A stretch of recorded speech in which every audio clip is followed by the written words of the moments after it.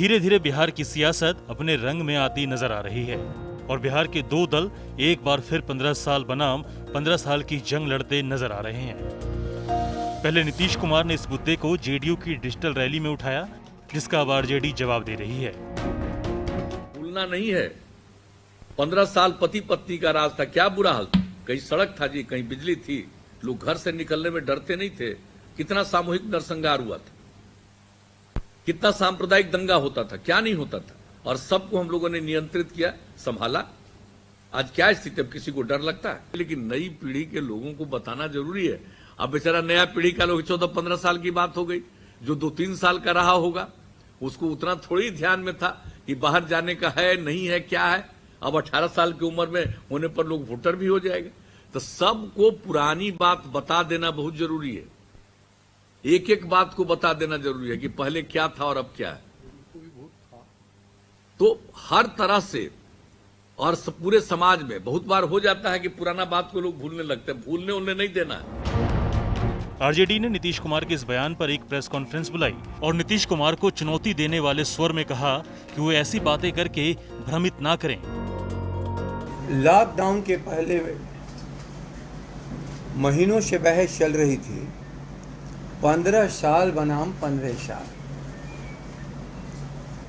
हमने लोगों से कहा था कि यदि इस पर बहस करनी हो तो नीतीश जी आप बहस करिए, ताकि जन अदालत इस लोकतंत्र में बिहार की जनता सुने और समझे आपने कौन सा बेहतर काम किया और किस माने में वह समय आपसे अच्छा नहीं था। भागते रहे। लेकिन कल मैंने देखा जब आप लोगों के द्वारा उनको कथन उनका था, सोशल मीडिया पर आ रहा था, टीवी तो हमने देखा नहीं, चाहे जिससे वो चर्चा किए हों, आप लोग भी सोशल मीडिया पर उसको देखे होंगे, आप लोग भी चलाए होंगे। तो एक तरह से सामने तो आने से इनकार किया, लेकिन इस बहस को उन्होंने शुरू कर दिया। तो जब बहस शुरू किया है और क्या कहा, मैं नौजवानों को बताता था, आप कल्पना नहीं कर सकते हो।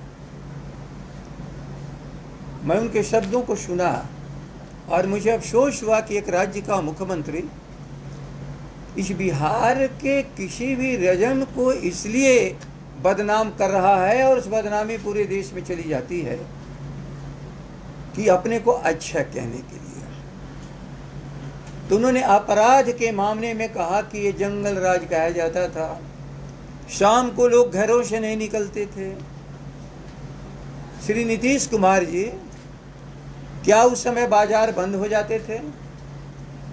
क्या उस समय जो नगरों के भीतर रिक्शा, ठेला या अन्य व्यापार अपने में, बिहार में क्या रात की बसें नहीं चलती थी? क्या इस बिहार में रात में रेलें नहीं आती थी? क्या लोग रेल पकड़ने के लिए घर से रात में नहीं निकलते थे? नीतीश जी बताएंगे कि क्या उन रेल से उतर के घर जाने वालों के साथ कोई दुर्घटना होती थी? सैकड़ों की संख्या में बिहार के हर हिस्से में नाइट सर्विसेज बसें थी, राज्य के अंदर और राज्य के बाहर चलती थी। क्यों नौजवानों को आप बरगला रहे हो?